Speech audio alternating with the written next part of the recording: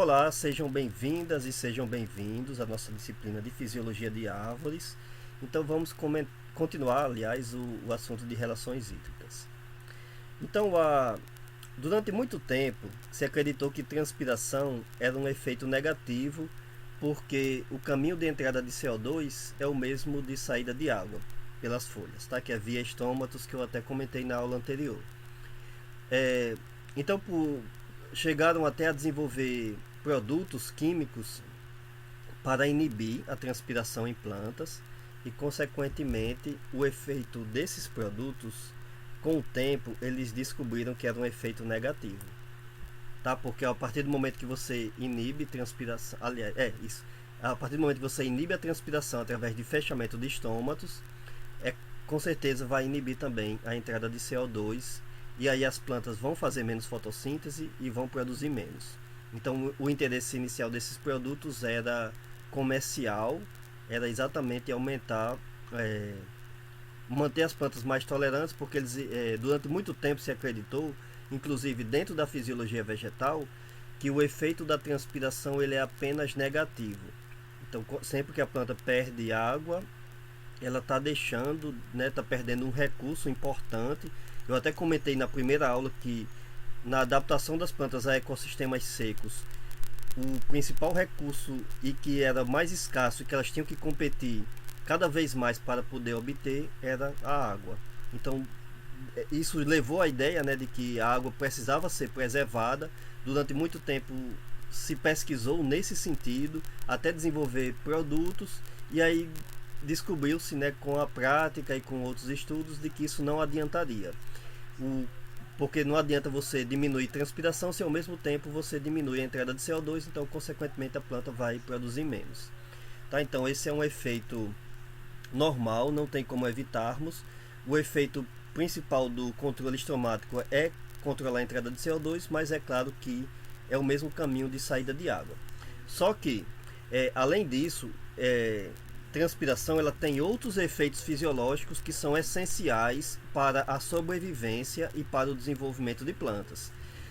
Entre eles, eu vou comentar isso aqui ainda lá no assunto de nutrição mineral, mas um dos efeitos essenciais é o controle no transporte de nutrientes. Só tem como as plantas transportarem nutrientes desde as raízes até as partes aéreas se houver transpiração. Em outras palavras, o fluxo de seiva no xilema, que carrega água, carrega também elementos minerais que são absorvidos nas raízes. Então só é possível transporte na planta interno, né, de nutrientes absorvidos nas raízes se a planta estiver transpirando.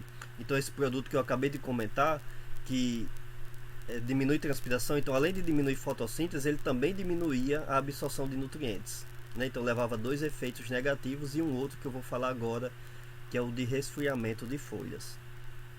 Tá? Então isso é essencial.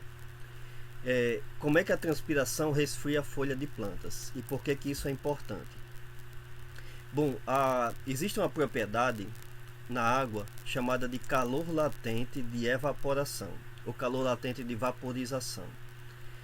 O que é que isso significa? É uma quantidade de energia necessária para que a água passe do estado líquido para o estado de vapor, sem que ocorra alteração na temperatura. Então, para a mudança de fase, é necessário, ou mudança de estado físico, aliás, é necessário que exista gasto de energia. E o que é que acontece quando ocorre esse gasto de energia? As folhas resfriam. Tá? Então, mesmo durante o dia, durante o dia as folhas ficam expostas ao sol, estão sempre recebendo alta irradiação luminosa e térmica, mas se ao mesmo tempo as folhas estão transpirando, isso significa que as folhas estão se resfriando. Isso é importante porque existem diversas reações enzimáticas, ou seja, o próprio metabolismo foliar depende de uma temperatura ótima. Então, se essa temperatura fica muito elevada, vai ocorrer problema metabólico, muitas enzimas vão se desnaturar e aí a planta irá acabar sofrendo nessa situação. Eu tenho duas fotos aqui mostrando medição térmica de temperatura. Dá para medir temperatura através de câmeras que captam a luz infravermelha. Aí você tem uma medição de calor, basicamente de folhas. Então, atualmente, isso um instrumento utilizado em pesquisas de fisiologia vegetal, como vocês estão observando aqui nessas duas figuras. Na verdade, eles nem estão comparando efeitos de tratamentos. Estão só mostrando que realmente medir radiação infravermelha é muito sensível se você quiser medir temperatura foliar. E por que isso desenvolveu dentro da fisiologia? Exatamente porque quando a gente sabe a temperatura da folha, a gente consegue entender o que é que está acontecendo na planta. Então, por exemplo, plantas que as folhas estão aquecendo muito, significa que elas estão transpirando pouco. E aí a gente já consegue imaginar por que a planta está transpirando pouco. Provavelmente está faltando água no solo, desde que todas as outras condições sejam adequadas. Então uma folha ela fica bem mais fria do que tente fazer o seguinte teste, né? Coloque qualquer estrutura sólida no sol com a mesma cor de uma folha. Você vai ver que ela aquece muito mais do que a temperatura ambiente, porque está chegando ali radiação térmica e radiação luminosa que se converte em radiação térmica. Mas uma folha ela tende a ter uma temperatura mais baixa do que a temperatura atmosférica. Por quê? Porque está transpirando, está utilizando energia para a mudança da água do estado líquido para o estado de vapor, né? Por causa do alto calor latente de vaporização. Então isso mantém folhas resfriadas. Tem agricultores, né, que eles dizem que conhecem se a planta está sofrendo por falta d'água tocando na folha. Se a pessoa tiver sensibilidade, conhece mesmo, porque aí ela vai perceber se a folha está muito quente, significa que a planta não está conseguindo absorver água suficientemente, então está reduzindo a transpiração e consequentemente está mantendo as folhas mais aquecidas. Isso pode ser que em uma determinada situação isso cause problemas metabólicos. Ok? Então é essencial essa manutenção de uma temperatura mais fria nas folhas. Então, transporte de nutrientes e resfriamento de folhas são essenciais para o metabolismo de plantas. E é claro que a entrada de CO2, mas aí isso é assunto de é um assunto mais especificamente de fotossíntese, que eu ainda vou voltar a comentar mais adiante sobre essa relação entre transpiração e absorção de CO2.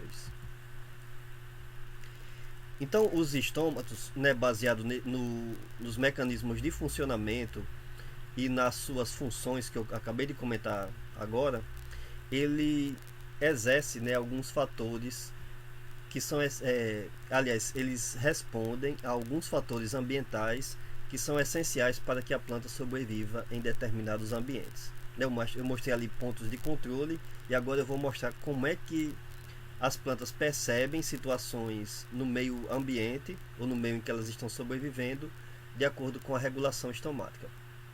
Então, uma delas é o seguinte: em primeiro lugar, a primeira resposta ou a resposta mais dominante de um estômato numa planta é controlar a entrada de CO2, tá? Controlar a entrada de dióxido de carbono. A planta precisa fazer fotossíntese e ela precisa produzir sua energia a partir da radiação luminosa, né? Lembrando que plantas são autotróficas. Então, como é que é essa regulação? Quanto maior a disponibilidade de CO2 no ambiente, menor é a abertura estomática. Por quê? Porque se já tem CO2 suficiente no ambiente, então para que manter os estômatos mais abertos?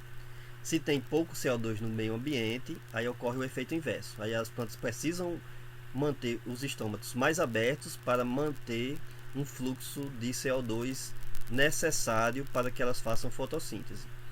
Então, qual que seria uma consequência do aumento do nível de CO2 na atmosfera que a gente vem observando, né, depois da fase de industrialização, né, da Revolução Industrial?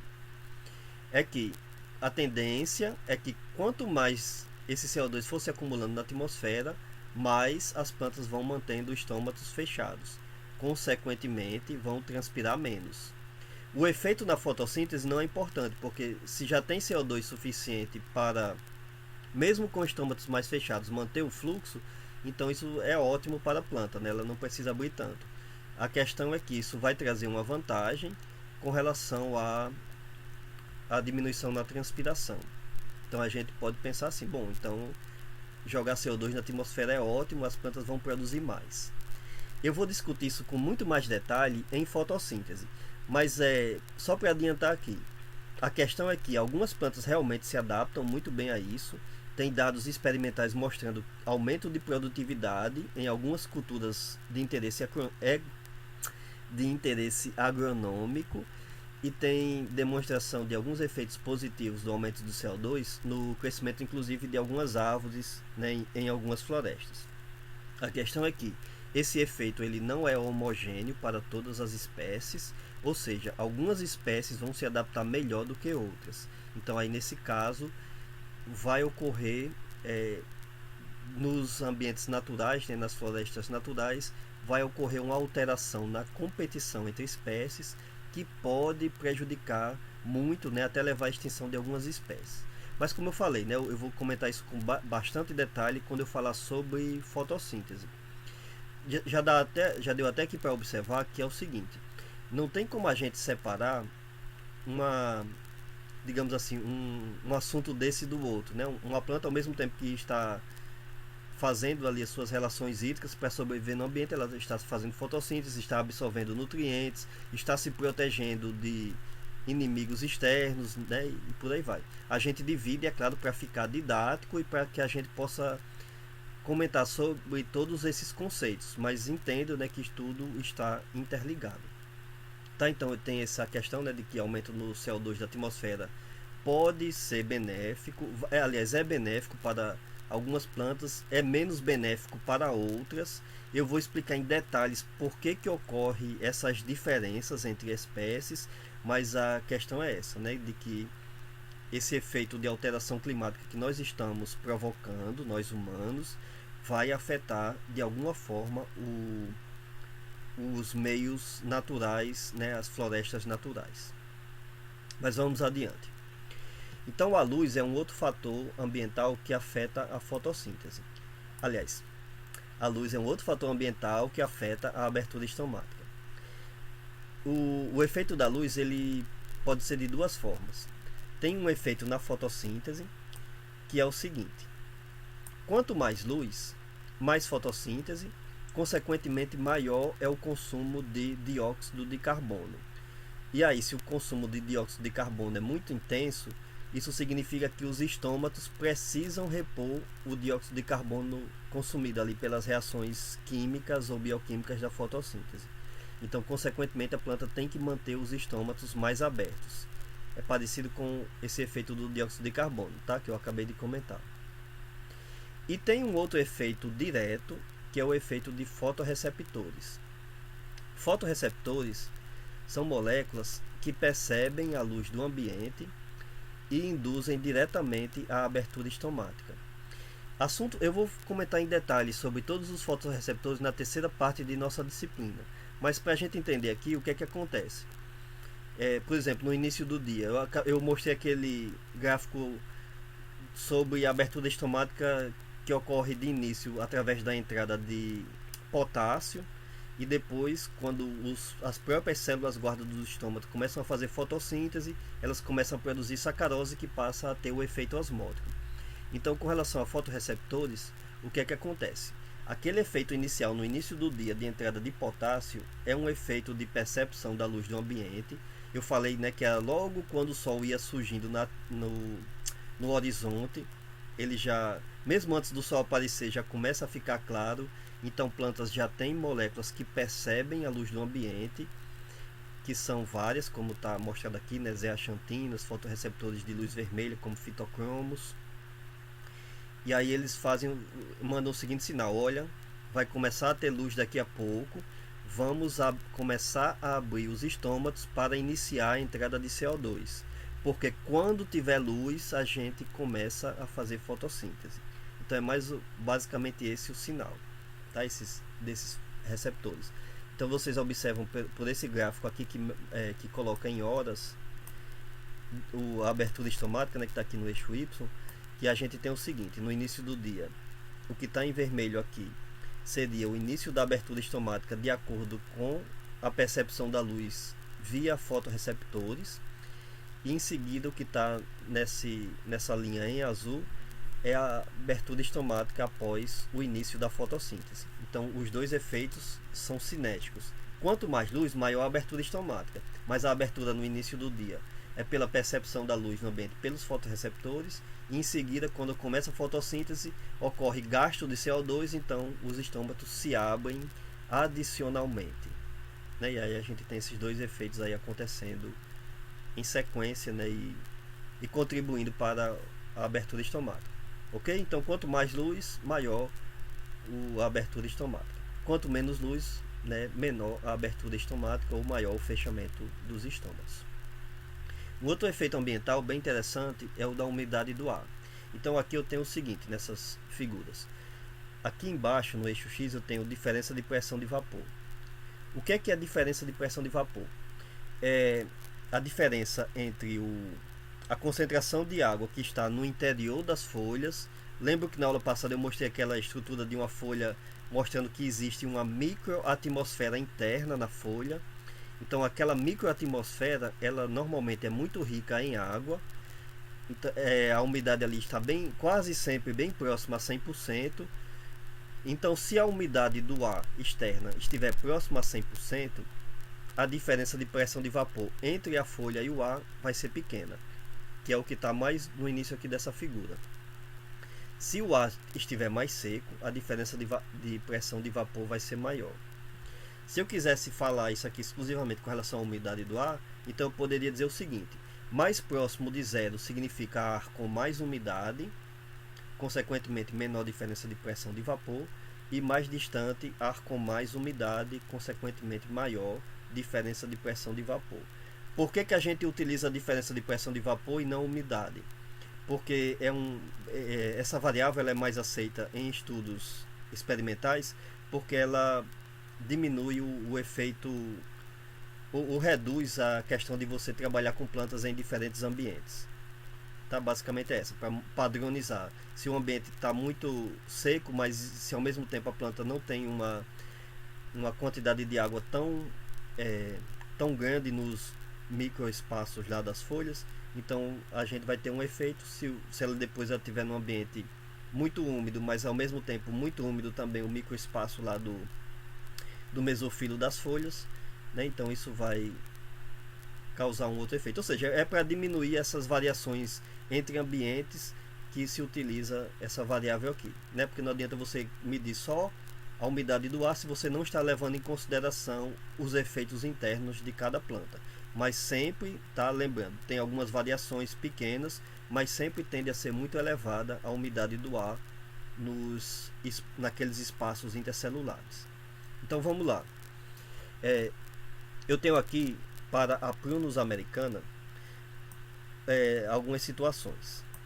Então, por exemplo, o conteúdo relativo de água da folha, taxa de transpiração e condutância estomática foliar, ou condutância estomática simplesmente. Então observe que quanto menor a umidade relativa, menor a condutância estomática. Ou seja, os estômatos ficam mais fechados em umidade mais baixa. Consequentemente, a transpiração reduz, né? Vocês estão vendo aqui nessa figura do meio. Então, os estômatos mais fechados, transpiração se reduz. E aí, o efeito disso para a folha, quando eu meço, o que é conteúdo relativo de água? É a quantidade de água que uma folha tem em relação à capacidade máxima que ela pode acumular. Então, consequentemente, se diminui a transpiração, a folha vai poder economizar água.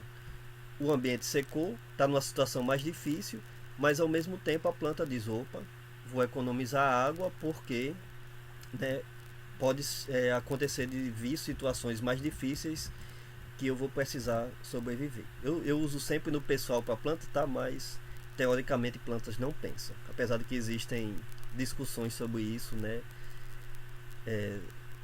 Porque ela tem diversos mecanismos de percepção ambiental. E esses mecanismos de percepção ambiental estão quase todos relacionados a respostas das células guarda dos estômatos. Por isso que eu comentei em uma das aulas aí que um dos autores do livro de Fisiologia Vegetal considera que esse as células guarda são as células vegetais mais especializadas que existem. Que a gente já viu aquelas respondendo a CO2, luz, agora a umidade do ar, de acordo com a diferença de pressão de vapor, né? E a gente vai ver outros efeitos aí. Bom, então aí se eu comparo não só agora a prunus americana, mas diversas outras espécies de planta, aí vocês observam que isso é uma resposta muito geral dentro do reino vegetal, de que quanto menor a umidade do ar, menor a condutância estomática e consequentemente ou seja, é um efeito direto realmente, tá? Então diminui a umidade, as plantas tendem a fechar estômatos para economizar água, ok? Então isso é bem conservado. Vocês veem que a resposta ela pode ser em termos numéricos maior para algumas espécies do que outras, mas então observem que essa é uma resposta geral que ocorre para diversas espécies dentro da natureza, né, mostrando a importância desse mecanismo. Então, os estômatos eles têm algumas outras respostas, né, de acordo com o ambiente. Uma delas é com relação ao estado hídrico da própria planta. Eu comentei que existem plantas que têm uma resposta chamada de hidropassiva, em que os estômatos respondem de acordo com a umidade da própria planta ao ambiente. Ou seja, chegou no nível crítico de água, que na verdade esse nível crítico é percebido pelo potencial de pressão, de turgor das células, tá? Então isso já induz o fechamento de estômatos. A questão é que esse efeito, ele existe inclusive em plantas que têm um mecanismo hidroativo, aquele que responde a CO2, a umidade do solo, a umidade do ar, né, a luz e por aí vai.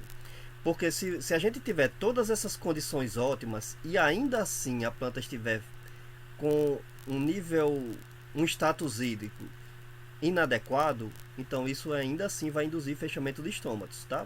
É lógico. Então, se em condições experimentais eu alterar todos os fatores ambientais de resposta de abertura e fechamento de estômatos, mas ainda assim eu induzir uma condição em que internamente a planta tem baixo nível de água, com certeza ela vai induzir fechamento de estômatos porque percebe, né, que tem algum problema acontecendo ali. Então isso existe também para a maioria das plantas. Quando a falta d'água acontece de forma lenta, aí existe acúmulo de solutos, e isso daqui eu comentei, né, há algum tempo, que é exatamente o efeito do ajuste osmótico que a gente observa em algumas plantas, né, acúmulo de solutos para manter a absorção de água. Eu vou comentar isso novamente mais adiante quando eu falar sobre todos os mecanismos de tolerância à seca em plantas. Tem o efeito direto dos hormônios, que eu até comentei, né, de que o ácido abscísico induz fechamento dos estômatos. Eu vou revisar isso um pouco também mais adiante, então não vou gastar tempo aqui. Tem uma toxina de alguns fungos chamada de fusicoxina, que ela faz o seguinte efeito: a partir do momento em que os fungos infectam a superfície de folhas, que é onde eles preferem crescer, eles liberam essa toxina e ela faz com que os estômatos se mantenham abertos, com a intenção de que suas hifas cresçam até atingir a parte interna da folha, tá? Onde estão ali a região que faz fotossíntese.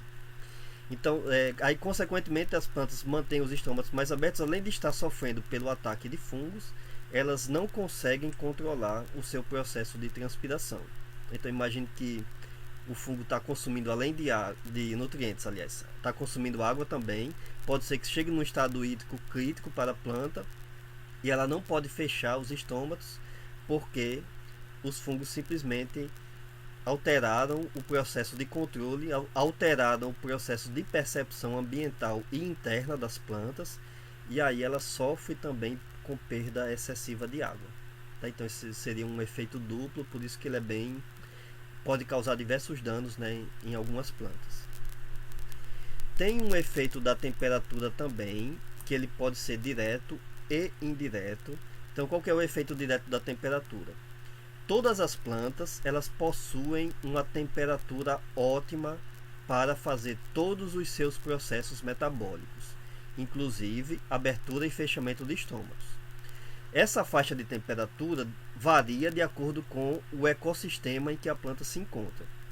Se é uma planta de ecossistemas mais quentes, mais tropicais, então a faixa de temperatura em que vocês estão vendo aqui nessa figura, né? Tá temperatura foliar e condutância estomática aqui no eixo Y. Então, por exemplo, todas as plantas têm uma faixa ótima em que a transpiração ela é a maior a abertura estomática, aliás, é a maior possível. Abaixo daquilo, a planta induz fechamento de estômatos porque não está nas suas condições ótimas, e acima daquilo ela também induz fechamento de estômatos. E é claro que plantas de região mais frias, consequentemente elas vão ter uma faixa mais estreita, né, dessa resposta, que é o que está sendo mostrado aqui no caso dessas plantas aqui. Em uma região mais quente a gente teria um deslocamento aqui nos valores da temperatura foliar, mas o gráfico seria muito parecido, tá? Iria ter uma temperatura ótima. E existe também um efeito que ele é indireto, porque é um efeito que acaba influenciando na umidade relativa. Eu acabei de comentar, né, da importância da umidade relativa no controle da abertura e fechamento de estômatos. Então, qual que é o efeito da temperatura? Provavelmente vocês viram ou vão ver isso nas disciplinas de meteorologia ou relacionadas, né, no curso, mas o que existe é o seguinte: quando a temperatura do ar está muito baixa ou está mais baixa, o ar tem menor capacidade de reter água. Vocês observam, quando vai aumentando aqui, né, quando a temperatura vai aumentando esses valores aqui na coluna ao lado, que eles significam capacidade em que o ar tem de reter água, tá? Número de mols de moléculas de água por metro cúbico de água.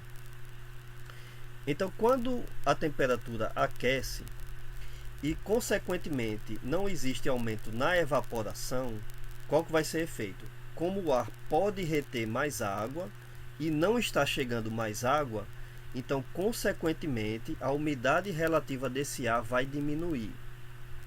Se a umidade relativa do ar diminui, qual que é o efeito? A gente acabou de ver, né, no slide anterior. Diminuiu a umidade, diminui consequentemente também a abertura estomática. Tá? Então esse é um efeito indireto provocado pela temperatura. Tá? Então observem como os estômatos podem responder a diversos fatores ambientais. Entre eles também nutrição mineral. Por quê? Porque plantas bem nutridas conseguem controlar todo o seu metabolismo de forma eficiente, inclusive a abertura e o fechamento de estômatos. Por exemplo, uma planta que tem deficiência de potássio não vai poder utilizar aquele mecanismo de início da abertura estomática que acontece logo antes do sol nascer, né, que a gente já discutiu bastante aqui. E por aí vai, tá? Tem vários outros efeitos que podem acontecer. Uma outra situação é aumento de poluição, né, aumento de poluentes que podem provocar problemas. Então tem vários produtos, né, compostos químicos liberados através de atividade industrial que causam problemas para o mecanismo de funcionamento de estômagos. Tá? SO2, o O3, que é o ozônio, não nas camadas superiores, mas o ozônio na biosfera, ele causa problemas de resposta de plantas, inclusive na abertura e fechamento de estômatos. Essas duas figuras aqui eles mostram efeitos severos desses poluentes, tá? Mas mesmo não acontecendo esses efeitos mais severos que causam danos físicos nas folhas, a gente pode ter efeitos metabólicos também. Então, muitas vezes esses nutrientes, sem estar numa concentração tão elevada que cause danos físicos, eles afetam inclusive o nível de abertura estomática. E aí as plantas não podem exercer a sua resposta adequadamente. Faltou água, elas não conseguem fechar adequadamente. Tem água suficiente, elas também não conseguem abrir os estômatos adequadamente para manter fotossíntese. Tá? Então, ou seja, perdem a capacidade de controle de um processo que é essencial para a sua sobrevivência. Então isso acontece em várias cidades que têm atividade industrial intensa, ocorrem esses problemas fisiológicos para plantas. Essa figura aqui ela mostra o seguinte: isso aqui é a chamada curva diária de transpiração, que é o que a gente teria, por exemplo, desde o início do nascer do sol até o pôr do sol, né, como é que a planta iria se comportar. Então, nessa linha tracejada existe evaporação. Evaporação é um efeito direto em que a água passa do estado líquido para o estado de vapor sem atravessar a planta. Tá? Não utiliza o sistema solo-planta-atmosfera. Ela simplesmente passa do solo ou de algum lago, né, ou dos oceanos e vai para a atmosfera. E aqui a gente tem de 1 até 5 situações ocorrendo em plantas. Então, uma planta totalmente em condições ótimas de água, ela tem um comportamento que lembra o da evaporação. Nas horas do dia em que tem maior demanda evaporativa, a planta transpira tranquilamente bem. Por quê? Né? Qual que seria o problema para a planta? Nenhum. A água que ela está transpirando, ela está repondo porque o solo está em condições ótimas, todos os seus tecidos estão em condições ótimas, o ambiente tem condições ótimas também, então não tem problema transpirar à vontade. Até porque ao meio-dia é a hora do dia que tem mais luz. Consequentemente, é a hora do dia que a planta pode fazer mais fotossíntese. Então, por que não manter estômatos abertos, né? Já que está chegando luz, por que não absorver também CO2 e fazer fotossíntese, né, em alta intensidade? Às vezes a gente tem muito mania de achar que planta é igual a nós, né, que não gosta do meio-dia, né, entre aspas, porque a gente também não gosta, mas a questão é que se tem muita luz e se tem todas as outras condições ótimas, para a planta está ótimo também. Se ela for adaptada àquele ecossistema, ela vai estar em condições de produzir o máximo possível quando a quantidade de água do solo, né, ou de todo o ambiente em que ela se encontra está ótima. Se começa a faltar água, a gente começa a observar o que acontece aqui na figura 2 e 3. Essas setas voltadas para baixo significa início do fechamento de estômatos. Então, quando a planta começa a não ter água, ela começa a fechar os estômatos um pouco antes do meio-dia, ou se ela tiver numa condição mais severa ainda de falta d'água, ela antecipa ainda esse fechamento de estômatos, e aí por volta do meio-dia ela já está com os estômatos quase que completamente fechados. Então elas podem voltar a abrir, mas no final da tarde, quando a temperatura volta a reduzir, né, a demanda evaporativa. O que é que está acontecendo nessa situação 2 e 3? Se está começando a faltar água, então as plantas precisam economizar água. Como ao meio-dia é a hora em que as plantas tendem a transpirar mais, então elas tendem a fechar estômatos também a partir do meio-dia. Ok? É problema? É claro que é problema, porque ela vai perder exatamente a hora do dia em que poderia estar fazendo a maior fotossíntese. Mas é um mecanismo de resistência. E aí, né, voltando àquilo que eu sempre comento aqui, quase todos os mecanismos de resistência afetam negativamente a produtividade. Então é o que estaria acontecendo aqui.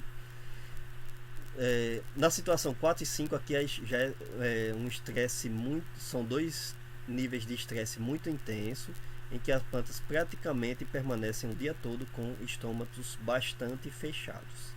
Elas ainda têm alguma transpiração, não, como eu já comentei, não significa que está 100% fechado, né, mas isso já reduz bastante ali a taxa de transpiração. Consequentemente, a fotossíntese vai ser muito pouca, né, e a planta vai crescer muito pouco. Isso é uma estratégia de sobrevivência, né, não é de produção.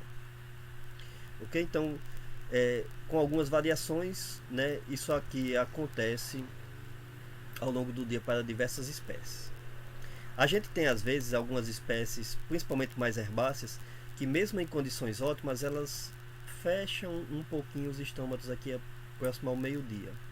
Essa é uma resposta que depende da umidade do ar, porque como fica muito quente nessas horas, principalmente nas nossas regiões tropicais, e aí a umidade do ar baixa, como eu acabei de comentar, então mesmo a planta tendo todas as situações ótimas, ainda tem um efeito digamos assim, de controle da abertura estomática, que faz com que elas fechem por volta dessa hora aí do dia, tá? Mas tem até gente dentro do melhoramento genético que tenta evitar isso, né? Porque se já tem tudo ótimo ali, por que fechar estômago, né? Eles querem que ela continue fazendo fotossíntese e continue produzindo. Mas isso é um efeito, digamos assim, residual, né, de sobrevivência, de mecanismo de sobrevivência que ainda existe em plantas. Uma outra coisa interessante em que as plantas fazem, isso aqui já em situação de seca mais intensa, é a abscisão foliar.